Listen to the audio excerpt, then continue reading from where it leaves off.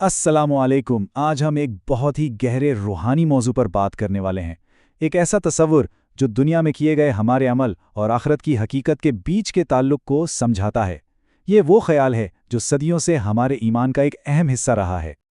तो सबसे पहला और बुनियादी सवाल यही जहन में आता है कि भाई दुनिया में पढ़ी जाने वाली नमाज मौत के बाद कब्र के अंधेरे को रोशनी में कैसे बदल सकती है। ये एक ऐसा सवाल है जो हमें हमारे आमाल और उनके नताइज के दरमियान जो एक गहरा पोशीदा ताल्लुक है उसे समझने की दावत देता है। अच्छा, इस सवाल का जवाब जानने के लिए हमें सबसे पहले इस्लामी अकीदे के मुताबिक मौत के बाद के पहले मरहले को समझना होगा, यानी कब्र की जिंदगी को। तो कब्र क्या है? देखें, ये सिर्फ एक आरामगाह नहीं है, बल्कि इससे आखिरत का पहला पड़ाव समझा जाता है। एक ऐसी जगह, एक ऐसी हालत जहां रूह एक बिल्कुल नई हकीकत का सामना करती है, जो हमारी इस दुनियावी जिंदगी से बहुत मुख्तलिफ है। और इस पड़ाव की जो सबसे गहरी हकीकत है ना, वो है तन्हाई। यहाँ इंसान अपने तमाम दुनियावी रिश्तों, मालो असबाब, हर चीज से अलग हो जाता है। इसके साथ सिर्फ एक ही चीज बाकी रहती है, उसके आमाल। और यही आमाल हैं जो या तो उसके सबसे अच्छे दोस्त बनते हैं या फिर उसकी वहशत का सबब। अब आते हैं उस दुनियावी अमल की तरफ जिसके बारे में ये अकीदा है कि वो उस गहरी तन्हाई को रोशनी में बदलने की ताकत रखता है। जी हाँ, हम बात कर रहे हैं नमाज की।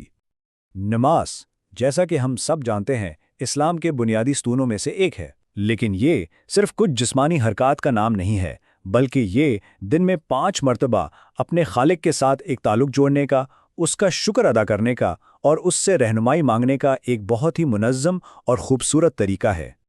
नमाज की जो असल रूह है ना, वो सिर्फ ज़ाहिरी हरकत में नहीं है। इसकी रूह 3 चीज़ों से मिलकर बनती है।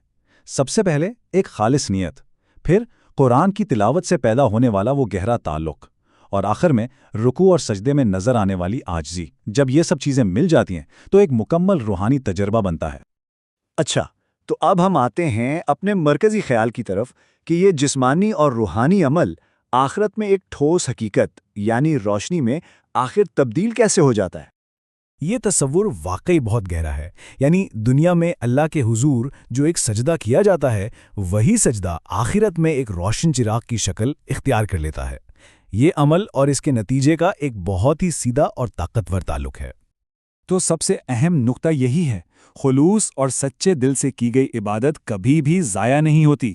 इस्लामी अकीदे के मुताबिक ये अपनी शक्ल बदल लेती है और एक ऐसी तवानाई या रोशनी बन जाती है जो ठीक उस वक्त इंसान के काम आती है जब उसे इसकी सबसे ज़्यादा ज़रूरत होती है।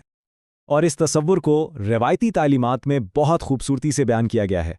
यानी नमाज सिर्फ एक फ़र्ज़ की अदायगी नहीं, बल्कि एक ऐसे वफादार दोस्त की तरह है जो सबसे मुश्किल और तन्हा वक्त में साथ खड़ी होती है और वहशत को अंसियत में बदल देती है। तो ये रूहानी रोशनी करती क्या है? ये सिर्फ अंधेरा नहीं मिटाती, बल्कि इससे कहीं बढ़कर है। ये दिल को एक गहरा सुकून देती है, खौफ और नाउमीदी के खिलाफ एक ढाल बन जाती है, आगे का रास्ता दिखाती है और उस गहरी तन्हाई में एक मुस्तकिल साथी बनकर रहती है। आइए अब इस तस्वुर को ज़रा एक वसी तर रूहानी उसूल के नज़रिए से देखते हैं, ताकि इसकी अहमियत और भी वाज़ेह हो जाए। बुनियादी नज़रिया दरअसल ये है कि हमारी ये दुनियावी ज़िंदगी एक खेती की तरह है। हम यहाँ जो कुछ भी करते हैं, अच्छा या बुरा, वो एक बीज की तरह है जिसका फल हमें आखिरत में काटना है। कोई भी अमल रायगा नहीं जाता। और इसीलिए दिन में 5 वक्त की नमाज इतनी अहम है। ये कोई एक बार का काम नहीं है, बल्कि रोज़ाना की बुनियाद पर मुस्तकिल मिजाजी से किया जाने वाला एक अमल है जो आहिस्ता आहिस्ता इस दुनिया और आखिरत के दरमियान एक मजबूत रूहानी पुल बनाता चला जाता है। तो खुलासा ये है कि सच्ची नीयत से किया गया कोई भी अमल कभी बेकार नहीं जाता। उसकी एक अब्दी कीमत होती है। भले ही उसका फौरी नतीजा हमें दुनिया में नजर ना आए, लेकिन उसका असर महफूज हो जाता है और ठीक उस वक्त एक नई शक्ल में हमारे सामने आता है जब हमें उसकी सबसे ज्यादा जरूरत होती है।